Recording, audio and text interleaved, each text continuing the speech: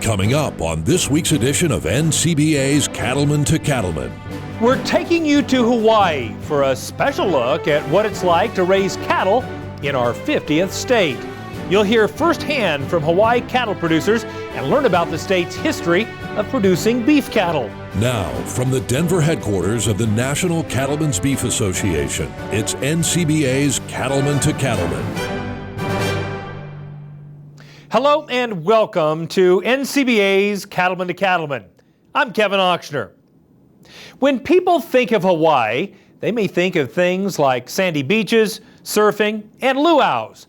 Those things are all part of the appeal of the Aloha state. But what's often overlooked is a long and rich tradition of raising cattle. So on this special episode, we're going to sit down with some leaders of the Hawaii Cattlemen's Council to talk about their efforts to tell their state's beef story. Let's take a look. Here on NCBA's Cattlemen to Cattlemen, from time to time we put the spotlight on great or unique things that are happening within state cattle organizations across the country. Today, we turn our attention to Hawaii and the work of the Hawaii Cattlemen's Council.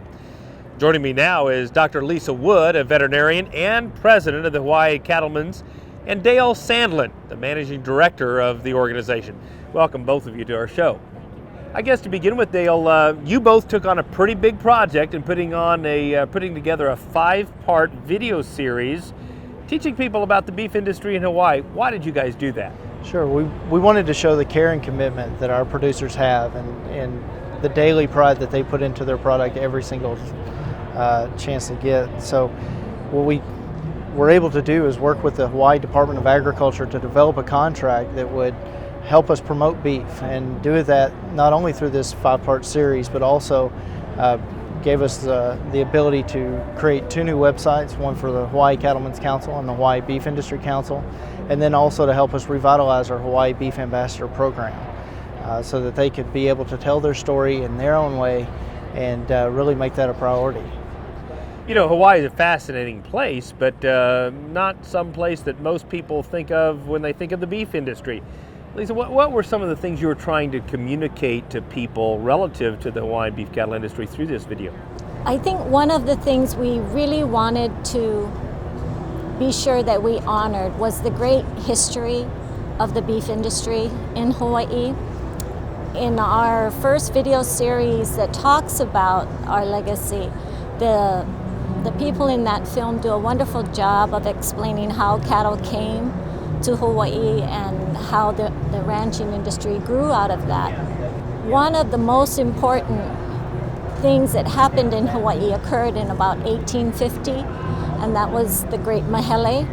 It was a land division act that allowed for the first time private land ownership. And at that point, we moved from small subsistence farming to larger agrarian operations like sugarcane and pine. And with those large businesses came the need for labor.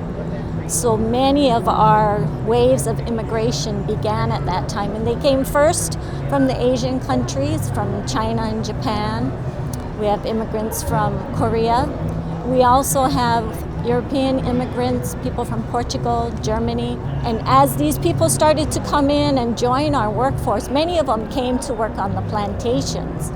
But our cattle industry was also slowly starting to develop, and the people of Hawaii were very, very welcoming. And there was this very unique sharing of cultural differences, so that in the saddle house, they would speak Hawaiian, but you would also hear the sounds of the ukulele and the guitar. And in the tack room, there could be equipment that had either Spanish or German origin. So there was this wonderful blending of all these cultures that allowed the birth of a new culture that we call now Paniolo. That is absolutely fascinating. You know, it's so important for all of us to tell the real story of beef production. Since this is a 5-part video series in Hawaii, we're going to share one segment at a time with our Cattlemen to Cattlemen viewers. And we'll ask the two of you to share insights with us each time we do. So let's begin our trip to Hawaii cattle country with a look at the history of raising cattle in the islands.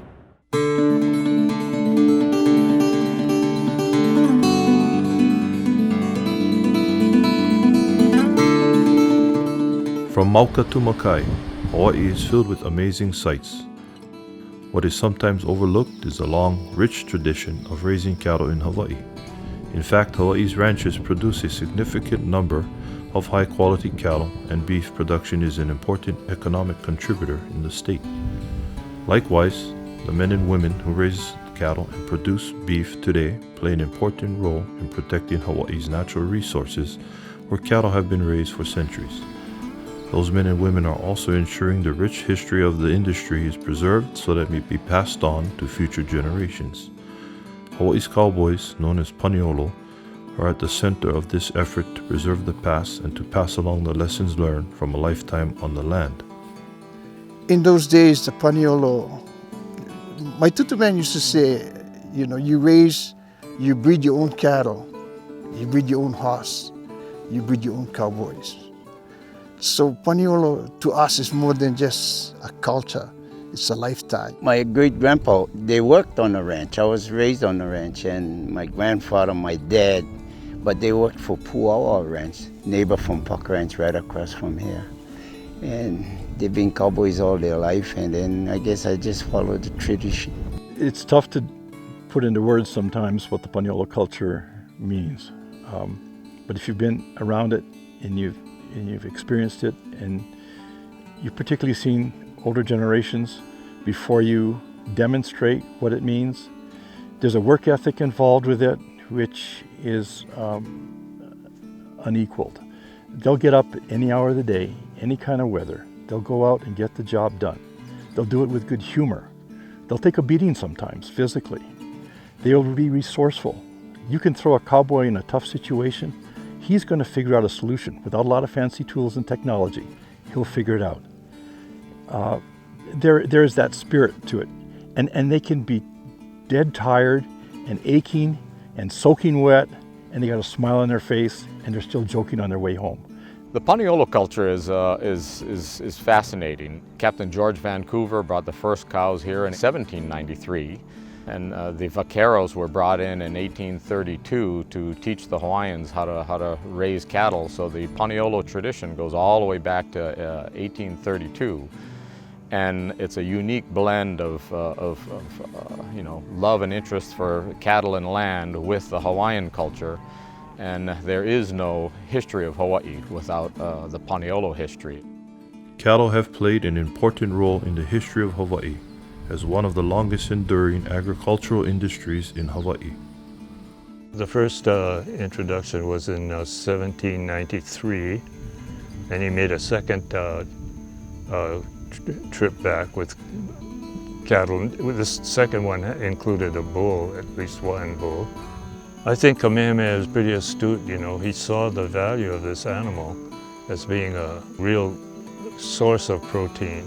In order to control and protect the cattle, large stone fences and corrals were constructed to create pastures. Today, some of these walls still exist on the islands, demonstrating the sheer size and scale of the early days of cattle raising in the islands. Despite changes in markets and production methods, the Paniolo remains an important part of the process, and today's cattlemen and women take pride in passing along the Paniolo ways of the past to future generations. And I know that now and forever we have a job to do, and that is to be identified in this Hawaiian community. If you study the history, Paniolo made the history. So to me, that's something to get excited about. That's something that I'd like my kids to learn about.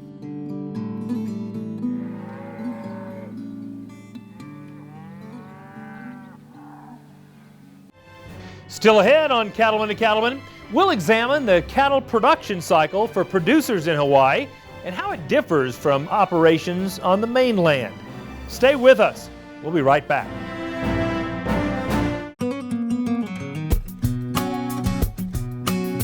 Hi, I'm John Mulhagen with Molly Manufacturing. If you're not familiar with Molly, Molly is the company that builds silencer hydraulic squeeze chutes. What we're showing you today is the turret gate. Turret gate is a hydraulically remote controlled swing gate. We can simply move this thing as I'm walking with a remote control, and I can keep moving cattle. And I can also reverse this just as well. Just a simple remote. So we have a lot of movement that we can get to help move these animals without ever being in with these animals. And once these animals have got to this point right here, the worst thing we can do is push this gate back onto oncoming cattle. So rather than doing that, we're gonna shuttle and we're gonna move this gate across and start over again. Let those animals in. So we never force the gate back into oncoming cattle. And this adds so much safety to the operator, to the animals as well. What this system affords is a minimal stressful experience for the animal as we conduct the necessary beef quality assurance measures to ensure that we produce a quality product.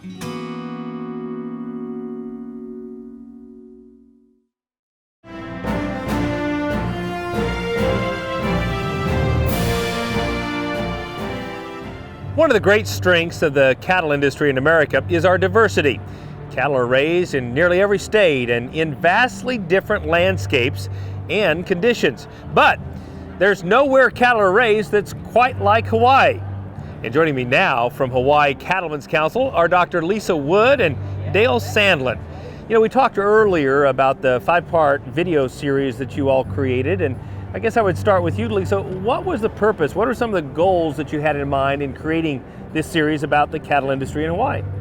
We wanted to be able to highlight some of the unique features of our industry. As you said, many people don't even realize that we've been growing cattle in Hawaii for over 200 years. We had the opportunity to visit several of our ranches. We have ranches scattered across 5 major islands, and we chose to focus on 5 specific areas. One is the unique history that we have. The second is our production cycle, which is again quite a bit different from the mainland. The third was the health and well-being of our animals, our environmental stewardship, and the last was our vision for the future of Hawaii's cattle industry. And Dale, my understanding is you are sharing these online with consumers and everyone. What kind of reception have you gotten so far? Well, overwhelmingly supportive up to now. We're currently featuring those videos on our websites as well as on our YouTube channel. We're looking at making a bigger splash with that, but it's been well received, and it's from the feedback that we've heard, it's been that it's a true, honest representation of our industry, and it's allowing for both us to inform on our concerns that we have and the challenges that we face, but also in the quality and commitment that we do put into our product each and every day. We're going to see a clip from the video regarding the production cycle and how it differs in Hawaii. Dr. Wood, would you tell us just a little bit about what is different about producing cattle in Hawaii than the mainland? One of the first things is that we have a year-round growing season. Okay. And that means we don't have to put up feed the way some of our mainland partners do, but it does also mean that we're at the mercy of Mother Nature, and she has a lot of influence over how our grass grows. The second thing is we are surrounded by water, so transportation is a critical issue for us, not only for receiving goods, but also getting our product to market. And lastly, the diversity of Hawaii. We have a huge diversity in the way where cattle are managed in our state. In some ranches, they go all the way from sea level up to 8,000 feet. We have one rancher that is in full view of an active volcano, so you can imagine the unique challenges that we might face. Yeah. That's absolutely fascinating. And now, let's head back to Hawaii to learn more about how producers raise cattle there.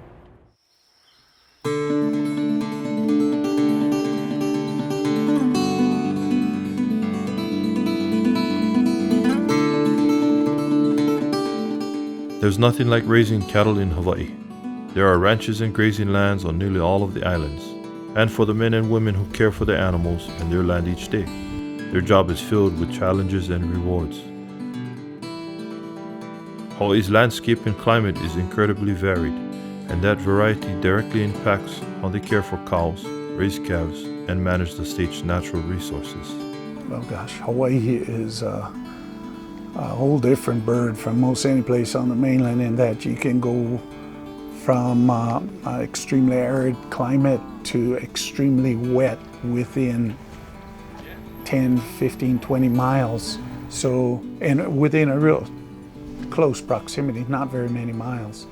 So it creates a whole different variety of situations and pluses and minuses on how you run your operation. There's a lot of extreme contrasts, and so it's important that the cattle are able to adapt. Our cattle really have to be adaptable from sea level all the way up to 8,000 foot elevation, and from dry desert country to more wet rainforest type area. My dad said we got this piece of ground because no one else wanted it, and it's kind of the truth. It's one of the toughest, most rugged pieces of real estate that a cattle operations run on in this state. But oh, what do you got to say? You love it because it's not an easy piece of country to work. The animals have to want to work with you to make it work because you can't cowboy this country. It's rough, the lava is relentless, unforgiving. If you think you're just going to run out there and do something, I've fallen in a hole. My horse, my dog, everything just fell right in a lava tube. So the country's non-forgiving, and you have to work with it. And I'm serious. When it's raining, cattle don't want to work, livestock don't want to work. But a beautiful morning like this, and everything wants to work. Hawaii ranchers are experts in raising cows and calves. Some ranches finish their cattle on grass and market their beef to local stores and restaurants. Others ship their calves to the mainland for finishing in feedlots. Either way, all of these operations are dependent on managing grass to keep their animals healthy and growing while ensuring that their natural resources are maintained. We have a huge variance in our microclimates and our annual precipitation in a very short relative distance. So it gives us the ability with intensive grazing to adjust very much to where you are on the mountain and to your pasture and weather conditions. That really is the only advantage we have for ranching in Hawaii, is that we can grow grass year-round. And so in order to do so, though, we do have to have rainfall year-round. Mother Nature, when she gives it to us, she's pretty generous, and when she decides not to give it to us, it can be pretty tough business. But for the most part, managing that resource, that's our primary responsibility. That's what we focus on. We do a lot of rotational grazing. We try to manage the forages so that we have an optimal amount of cover, basically try to prevent the weeds from coming in as well. One thing with handling our cattle with intensive grazing, we're moving them. Some herds will move every day, some will move every other day, just depending on where they are and the size of the paddocks they're in. So our cattle are really used to having people around, and they're most times they're waiting for you at the gate. They'll tell you when it's time to move. You know, you graze them one way for a cow-calf operation, another for stockers, and then you got to really get intense when you're finishing cattle. And every little hiccup can mean a big gap in gains. We think we're headed in the right direction, and we just got to just keep our eye on the ball and make sure that we continue to improve it every chance that we can. Again, you know, grazing is a year-round occurrence when we have the opportunity. And so managing that forage resource is key to our success. So we do some intensive grazing where we move the animals fairly quickly, and every couple of days we'll be moving these animals to a different pasture, and that allows the grass to recover quicker. Ranchers work to match their cattle breed to their landscape and climate, and they manage the genetics of their herds so their cows have the ability to thrive and produce the highest quality calves. Mama cow that you just drove past would weigh 1,300 to 1,500 pounds. Just a mile that way, a cow can't weigh more than 900 pounds. Just, that's how diverse this country is. The soil out there is thin, relatively new, eruptions and dust blown in from other eruptions. Where the land can support a bigger cow is there's pockets of deep soil, more mature soil types. You know, because we have such a diversity of climate and altitude, the Angus Charolais cross, which has been more market-driven than environment-driven, has worked well for us here. I think because the cows and the bulls that we use are born here and are acclimated locally. So we're looking out for the nutrition of that cow when she's pregnant. We're looking out for the nutrition for that cow and that calf when she has that calf at her side and is raising her up. We basically run primarily Angus cows on the ranch, and we have 2 breeding seasons. We try to match it with the rainfall that comes throughout the year. So we have basically 2 production cycles going on all the time. We're primarily a cow-calf operation here, but we've been transitioning to raising more cattle for local beef production as well. My vision for the future of ranching in Hawaii is a growing grass-fed or somewhat grass-fed beef program here. Most of the cattle are shipped out of state, and I certainly hope that we can develop the industry here in Hawaii where the cattle are kept here. It's more green, if you want to call it, but it's also something that would add to the food security of Hawaii. If we can develop infrastructure and demand in Hawaii to keep the cattle here, it'll be good for everyone.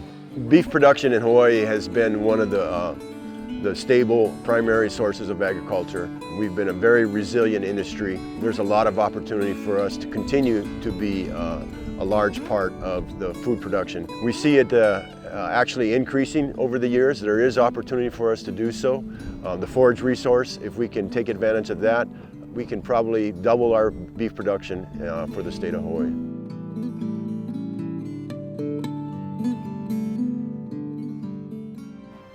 Still to come on Cattlemen to Cattlemen, we'll examine how the stewardship efforts of Hawaii's cattle producers are helping to protect this beautiful paradise.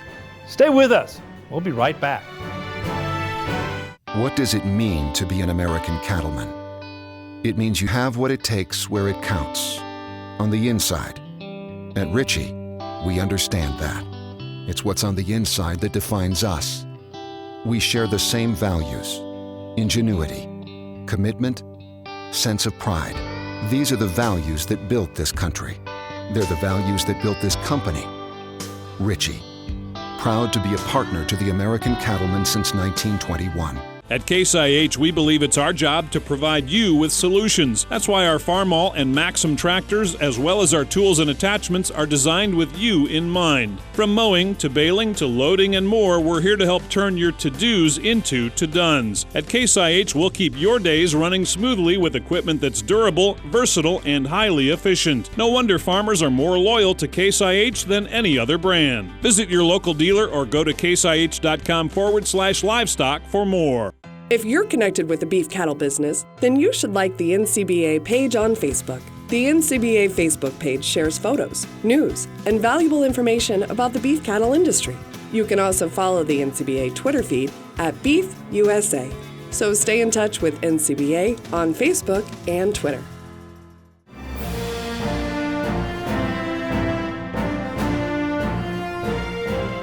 Joining us now to shed more light and truth about cattle on the land in Hawaii are Dr. Lisa Wood, a large animal veterinarian and president of the Hawaii Cattlemen's Council, and the HCC Managing Director, Dale Sandlin.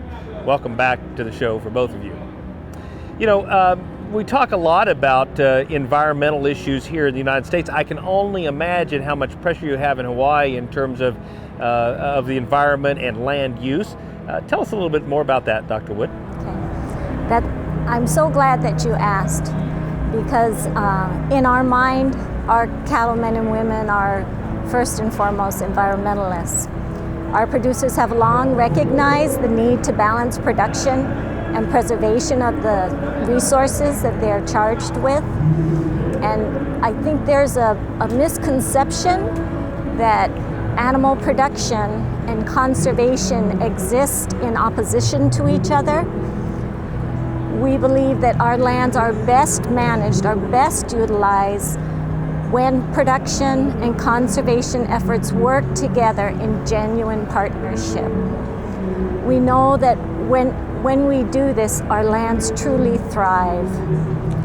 Our producers are able to utilize lands that are otherwise unproductive or inaccessible. They're able to convert low quality forage to meat and muscle and produce a high quality food source for humans.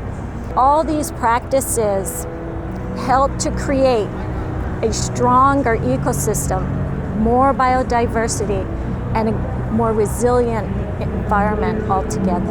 That's fantastic. And Dale, what are some of the misconceptions you were trying to correct or messages you were trying to send as it relates to this video on how cattlemen are caring for the environment? Sure. Well, we wanted to show that the ranchers are the original environmental stewards. These guys, men and women, are stewarding over a quarter of our state's land mass. They're the true boots on the ground, so to speak, of caring for the land, protecting our watersheds and those natural resources, in addition to growing grass and raising high quality, wholesome beef for our consumers. That's what we wanted to show in this video. That's fantastic. And what kind of reaction have you been getting from Hawaii Cattlemen Association members? It's been very positive. They're really appreciating the true diversity that we're showing here.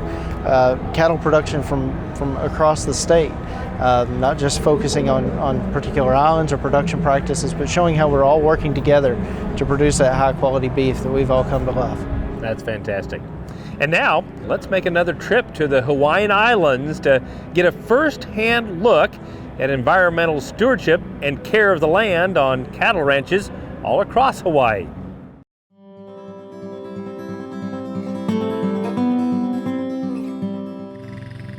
For the men and women who lead Hawaii's cattle ranches, the land provides their livelihood every day. They work with all their natural resources to sustainably raise cattle and to be able to pass on their ranches to another generation.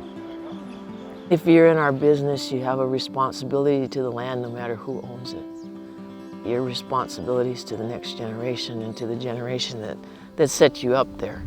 And I think in our industry, you must love the land first, no matter who owns it. I'd like people to understand that Hawaii beef producers really, first and foremost, are conscious and value the environment and how they manage the stewardship of the lands that they farm. They want to leave a legacy for their family and for their children of leaving the property better than when they got it in the first place. So first and foremost, we'd like them to understand that, and that ranching is good for the environment. In my opinion, the ranchers that I work with are environmentalists. They see the long-term management of the land as a key need, and they have a lot of responsibility in that, and they take it seriously, and they work really closely with us to do both long-term conservation practices and also support the economic value of ranching in the long run. I think that's really the story of all cattlemen throughout the country. They tend to be, whether they're large or small producers, they try to work well with Mother Nature. Again, she's the one that really dictates whether we're successful or not. And if we can work within what she gives us, we can get through the tough times and try and do well in the times that are better. It really is just finding that balance in terms of stewardship with the natural resources and our livestock. Even as their primary focus is on providing the care their cattle need, ranchers must also ensure they are protecting the natural resources, the water and the grass their cattle depend on. It's a focus that benefits not just the ranches and Hawaii's beef production, but all those who believe in the value of open space in Hawaii. So ranches in Hawaii and everywhere really provide to everyone else what we call ecosystem services. Folks don't realize it and they don't pay anything for it, but we provide all the things that they value in the environment on a daily basis. There's no one else that is doing that. So we are providing watershed, and we're providing the means to keep open green spaces, invasive species. We're through our management, we're fighting invasive species every day. Natural habitat preservation, critical habitat, all of these things are what people value, and we provide them for free to the general public. The ranches serve as an important buffer area to our native forests. They're kind of a protective area below the forested belt. So they also serve an important role in maintaining our green space and our rural economy. The ranchers are some of my favorite partners to work with, and they're just really, really supportive of conservation in the long run. This view plane here isn't ecosystem services. If this were all to be developed, if this was condominiums and homes, for the most part, you don't have this vista, you don't have this view plane. An ecosystem service can be as simple as going down our ranch, Ho'okana Beach Road, looking out to the right and seeing open space, and looking Makai and seeing the ocean. And I'm telling you, that's why people come to Hawaii, and that is a service, and these are services that ranchers provide to the public. Visit any of the islands in Hawaii, and it's clear there's plenty of competition for land use, whether it's development, tourism, or simply the idea that the land would be better off left untouched. But the simple facts are, cattle on the land provide clear benefits to the overall health of the environment, while also supporting the production of healthy, sustainable Hawaii beef for today and tomorrow. Cattle on the land are a benefit among many reasons, keeping the fuel load down, maintaining fire controls, and for us, it's provide a livelihood and industry. This, I don't know, industry, this lifestyle of ranching and agriculture and diversified agriculture, that combination is so important to, you know, us as just residents and community members of the community here, because it keeps Hawaii. You know, the world's changing, it's getting busier, and you know, it's important to the economy, I think, what we do, but also just to our spiritual well-being of having open space. It really is. Hawaii's a fascinating place. It's a great place. Ranching has a huge role.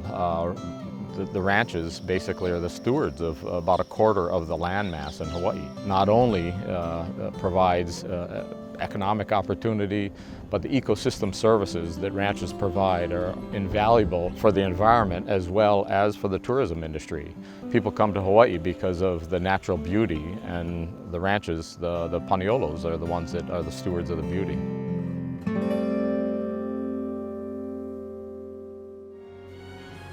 Coming up on Cattlemen to Cattlemen, more from the Aloha State as we examine the growing demand for local beef. Stay with us. We'll be right back. When it comes to the beef business, there's no room for gray area. The decisions being made in Washington affect the future of the beef industry, the livelihood of your fellow farmers and ranchers. Your National Cattlemen's Beef Association knows there's what benefits cattlemen and there's what doesn't. To us, it's as clear as black and white. Visit joinncba.org to learn more. Hi, I'm Jennifer Houston. I'd like to invite you to join us at the 2020 Cattle Industry Convention and NCBA Trade Show deep in the heart of Texas.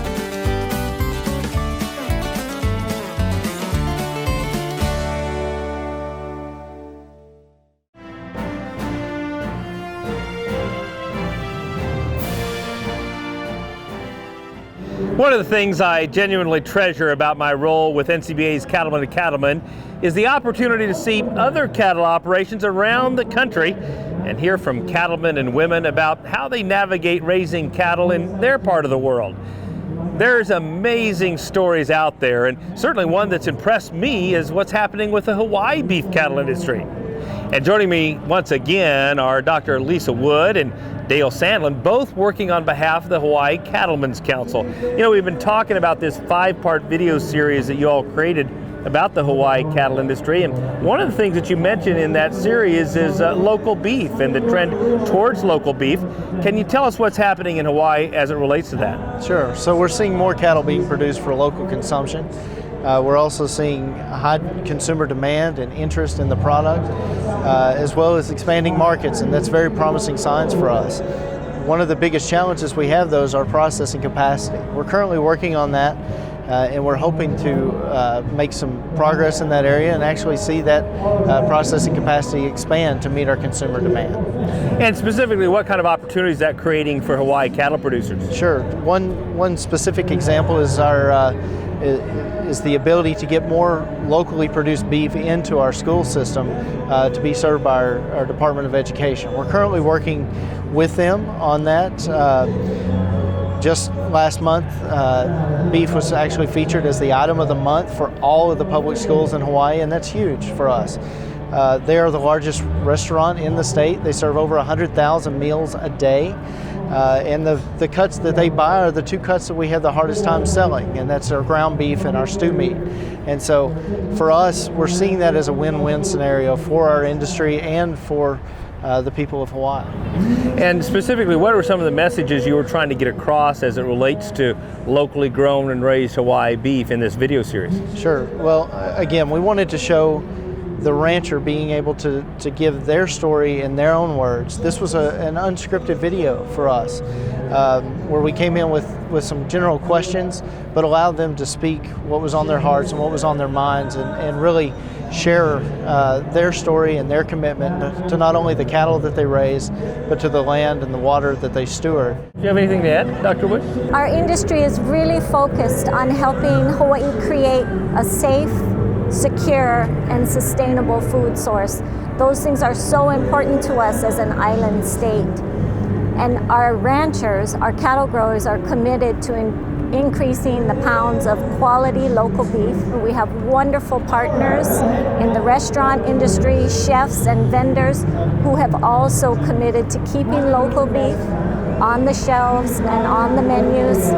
We really want our industry to contribute to Hawaii's agriculture in a meaningful way for many years to come. Well, what you've done with this video is absolutely outstanding. I compliment you both, and it's certainly been a pleasure to be able to highlight that on NCBA's Cattlemen to Cattlemen. Thank you both. Thank you very, very much. And now, let's go back one more time to Hawaii to get a taste of what's happening with the local beef movement in the Aloha state.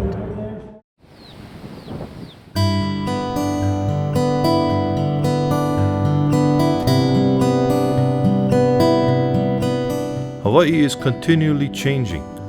The wind, the water, the volcanic activity, and the people all have an impact. And just as the landscape is ever changing, Hawaii's beef industry is also evolving. Long-standing traditions in cattle production remain, but there is a growing focus on raising cattle and producing beef to serve the needs of the people who live in and those who visit the islands. I think the consumer wants to know the story behind the products that they're consuming, whether it's a head of lettuce or a T-bone steak. And when they know the story and they can put faces behind what they're having for dinner, that means something. It gives them a connection to the land that most consumers today have lost, but we're seeing a renewed interest of knowing of where their food comes from. Grass-finished beef it's very much in vogue here, just like anywhere. There's a huge push to have locally produced food available to the consumer, whether it's at the restaurant or the supermarket. And being that we're in the tropics and we can grow grass year-round, it's kind of a good fit to try to do grass-finished product. Although drought can sometimes limit cattle numbers and production, Hawaii is usually blessed with plentiful grass. That provides the opportunity to finish cattle on pasture, and that local grass-based product is becoming increasingly popular with Hawaii's chefs and restaurants. Living in Waimea, we're surrounded by small ranchers and farmers, so to me it was like a no-brainer to start this, because I could get the beef readily. It's available and it's a great product. I think the guests really love it. The guests to Hawaii are really blown away by the flavor of the grass-raised beef that is all from the Big Island here. It's great to know these people, and it's really fun for us as chefs to interact with the ranchers, because number one, that's who's raising this food for us, and the connection is just so tight, this thing, right? But it's also really cool because these are really cool guys, and they're living a completely different lifestyle than us. So it's, we probably go to bed about the time that they go to work. Well, I think that is the part that I am the most proudest of and have greatest pride, is that they truly like the product. It is a natural product. Chefs have actually said the cuttability and the consistency and the quality, and I guess our pricing level seems to be really very attractive to them, and the eating quality for consumers, they are so willing to share that with us. It's so positive. Beyond winning fans among chefs and at restaurants, locally raised Hawaii beef is also becoming more widely available in large and small grocery stores and supermarkets throughout the islands. Well, people say, okay, local agriculture definitely helps the economy, right? We're able to employ more and more people, but most so here in Hawaii. I made it a point to realize that all of the farmers and whoever we deal with, it's one big family. You know, it's a matter of working together and try to improve the product they're able to sell. Try to get to a point where, you know, I'm helping them, and it creates only like a win-win type of situation. But this is what Hawaii is about, right? It's about relationship, it's about family. We love our customers, and we strive to do everything we can to satisfy and delight them. So we love it when we hear from our customers that we have some of the largest selection of local grass-fed beef in the state, and some say some of the highest quality beef you can purchase from a grocery retailer in the state. And so we do all we can to satisfy and delight them, and it's great that they love the local beef program, and you can see it in the sales. Over 50% of all the beef we sell is local and local grass-fed. For supermarket retailers, the beef raised in Hawaii meets a stringent set of quality and care standards known as the Global Animal Partnership, or GAP, before the product shows up at the meat counter. It means that they can look at that package and see what certification is on there from a GAP standard, and they can see that yes, this animal came from an operation that really does focus on treating the animals well, treating their employees well, and treating their land well. The value of the GAP certification plan allows ranchers to capture the value of the practices that they're already doing very well. Our cattle are certified in this GAP program to allow us to highlight the things that we're doing well and to let the customer know what we're doing on the ranch that helps make this the best product that we can create. Across Hawaii, you'll find high-quality cattle cared for by dedicated, skilled cattlemen and women in an outstanding production environment. No doubt, an important part of the future for Hawaii's beef industry is meeting the needs and demands of local consumers. It's important, I think, to support the industry, not only because of the wholesomeness of their product and the quality which they are seeing on the meat counter now from grass-fed beef locally, but also to have them understand that they are supporting our agricultural base here, which is so interconnected. We have so much to offer here in Hawaii. We have a beautiful view, we have the beaches, we have the mountains, we have this beautiful landscape of Waimea, and people come here to Hawaii to relax and to enjoy life. And when we have a product that we are proud of, and it represents everything good about Hawaii, and that is what's exciting about our product being kept here locally. Buying Hawaii-raised beef is good on so many different levels. First, and most importantly, it tastes great. Second, it's good for you. Third, it's good for Hawaii because it helps perpetuate a lifestyle in Hawaii. And if we keep cattle ranches viable, then we keep large green pastures open. They don't have to turn into suburbs, so that's good for Hawaii. And all the people that are part of the Paniolo lifestyle and that community. So it's good on multiple levels.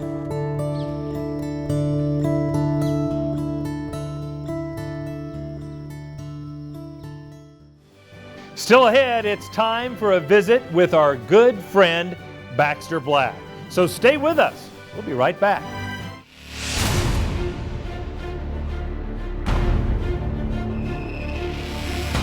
When the field is your office, you never get tired of going to work. Cut, rake, bale, repeat. New Holland offers the power and versatility to get through the day. From small squares to large squares and everything in between, New Holland has you covered. Visit your local dealer today to find out more. Hi, Cassandra Mate, President and CEO of Visit San Antonio.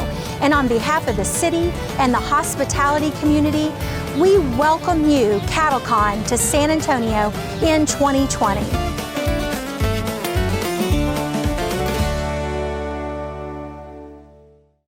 Hello, friends, and welcome to the NCBA's Cattlemen's Call podcast. Now, the goal of this podcast is to focus on the people in the beef industry.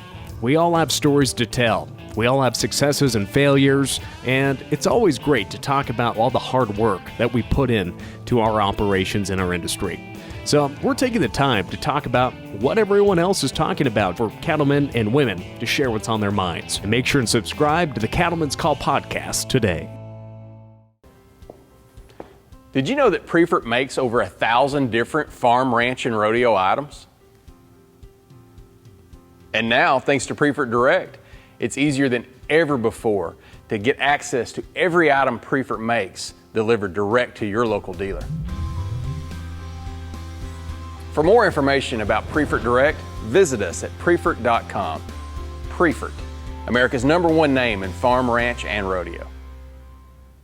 Speaking about funny, Baxter Black has put together a 6-hour, 3-DVD collaboration of nonstop agro humor. Baxter has been entertaining farmers and ranchers from Johnny Carson to Elko, Dolly Parton to Las Vegas, and Ark City to Martin, Tennessee. Treat yourself. It's like being there.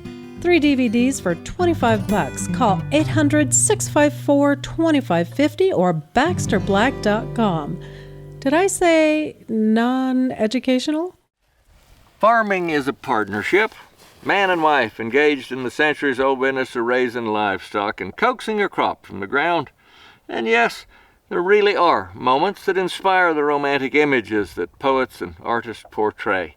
The couple sitting on the porch swing, watching the sunset over a field of soybean. Or mom in her apron, holding a steaming platter of biscuits as hubby and the haying crew look up from the breakfast table smiling. Or the wife, chatting pleasantly as she explains to the implement dealer exactly what part her husband sent her to town for. Or the joy on her face as she stands ankle-deep in mud next to her stuck pickup, holding her dead cell phone, waiting for hubby to arrive. Yes, these are the ties that bind. Children, neighbors, and friends give their lives flavor and satisfaction, but the strength of the whole operation depends on the bond between the farmer and his wife. It is a mutual dependency that stems from knowing that each will do their part to make it work. This does not mean that there are not complications. There are times when each is forced to assist in tasks for which they are not well suited, and it is on these occasions when bedrock relationships are tested and lines drawn in the sand. George asked Polly to help him sort some big steers. "Well, where's Carlos?" she asked. "Nobody's here," George said, agitated, "and I gotta sort them this afternoon." Well, Polly was put on the sorting gate. The alley was slick, the clouds were low, the winds were blowing, and it was 42 degrees. "In and by!" came the shouts as George orchestrated the train wreck. Cattle got passed, got cut the wrong way, the sorting gate got bent. George's instructions got louder and more pointed. Finally, he chased one clear to the end of the alley, cussing all the way. "Dadgummit, Polly! These cattle had to be worked today. I can't do it alone. Why are you always making such a muck of everything? Why can't you do anything right?" So, does this mean I'm fired? This is Baxter Black from out there. Thanks, Baxter. We sure enjoy our visits with you each and every week. Now, don't go away. We'll have more right after this. Join the National Cattlemen's Beef Association. NCBA is the oldest cattle industry organization, working every day to defend your interests in Washington, D.C. And there are big benefits to being a member. You'll get news you can use in the National Cattlemen and policy updates from Beltway Beef, plus big discounts from John Deere, Cabela's, and more great partners. Join now. Call 866-233-3872 or sign up online at ncba.org.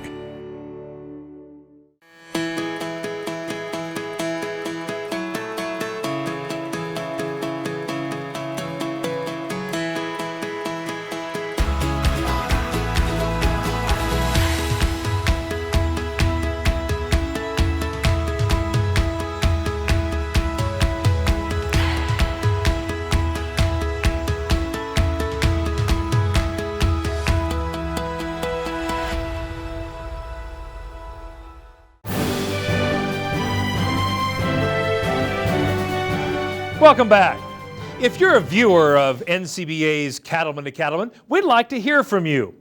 If you have questions or comments or even a story idea for us, drop us an email and we may use them on a future show. Send us your thoughts at our email address. That's c2c@beef.org. Now it's time once again for Legacy Photos, as we share with you some of the great shots submitted by our viewers all across the United States. Let's take a look.